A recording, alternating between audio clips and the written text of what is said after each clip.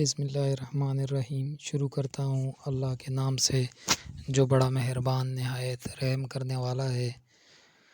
آج ہم رزق کی تقسیم کے بارے میں بات کریں گے کہ اللہ تعالیٰ نے سب کا رزق کس طرح تقسیم کر رکھا ہے اور دنیا میں کس کس کو کتنا رزق مل سکتا ہے اور وہ کتنا حاصل کر سکتا ہے، چاہے وہ جتنی بھی کوشش کرے لیکن وہ صرف اپنے حصے کا رزق ہی حاصل کر سکتا ہے۔ اس ویڈیو میں ہم صرف آپ کو یہی سمجھانے کی کوشش کریں گے کہ آپ کوشش تو نہ چھوڑیں، توکل کریں اللہ پر اور رزق کمانے چلے جائیں، لیکن یہ ہے کہ ہر کسی کو اپنے نصیب کا مل کر رہتا ہے، کسی دوسرے کی سے حسد کر کے اپنا رزق نہیں بڑھایا جا سکتا۔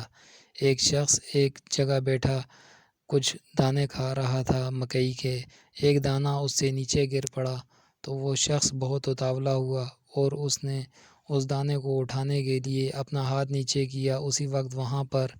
ایک مرغا آ گیا اور وہ دانہ کھانے لگا، لیکن اس شخص نے وہ دانہ اس سے پہلے اٹھا کر اپنے منہ میں ڈال دیا اور کھا لیا۔ اچانک گھر آتے ہی اس شخص کی طبیعت خراب ہو گئی۔ تھوڑی دیر میں اسے پتہ چلا کہ جو دانہ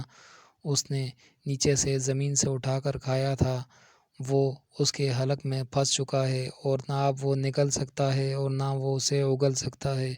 اس نے بڑی کوشش کی، حالانکہ اسے سانس لینے میں بھی بڑی تکلیف ہو رہی تھی، لیکن اب وہ بہت پریشان تھا کہ اب وہ کرے کیا۔ اس کی سانس بڑی مشکل سے وہ سانس لے رہا تھا، لیکن وہ بہت پریشان تھا کہ اب اسے کیسے باہر اگل دوں یا اندر نکل جاؤں۔ اسی سلسلے میں وہ ڈاکٹر کے پاس گیا، ڈاکٹر کو اپنا مسئلہ بتایا کہ ڈاکٹر صاحب میں اس طرح بیٹھا تھا، میں نے دانہ منہ میں ڈالا اور وہ میرے حلق میں پھنس چکا ہے اور اب یہ نکل بھی نہیں رہا اور اگل بھی نہیں رہا۔ ڈاکٹر صاحب نے کہا کہ بھائی آپ کا آپریشن ہوگا، اس کے سوا کوئی چارہ نہیں۔ وہ شخص بڑا پریشان ہوا، کئی ڈاکٹروں کے پاس گیا، سب نے یہی کہا، لیکن آخر میں ایک جگہ گیا تو انہوں نے کہا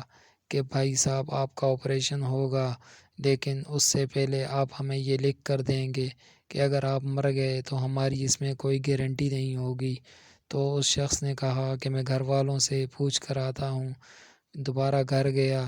تو اس نے گھر والوں کو بتایا کہ بھائی اس طرح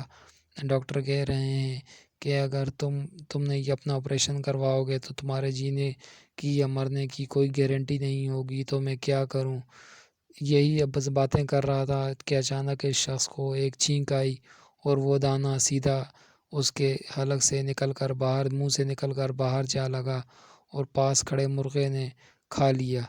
تو دوستو وہ دانہ اس شخص کے نصیب کا تھا ہی نہیں جو اس نے اٹھا کر اپنے منہ میں ڈالا تھا۔ یہ رزق کی تقسیم ہے جو اللہ تعالیٰ کی طرف سے کی گئی ہے اور وہی وہ مل کر ہی رہتا ہے، چاہے کوئی جتنی بھی کوشش کرے آپ کا رزق چھیننے کی، آپ سے حسد کرنے کی،